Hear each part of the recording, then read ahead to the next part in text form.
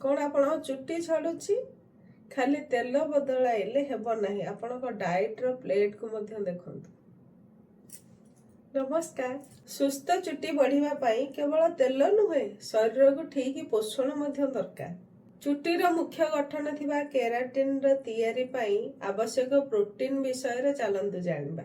Iron कम हेले चुट्टीर follicle को oxygen पहुंचीबा प्रभावित होई चुट्टी झड़ीबा बढ़ी पारे।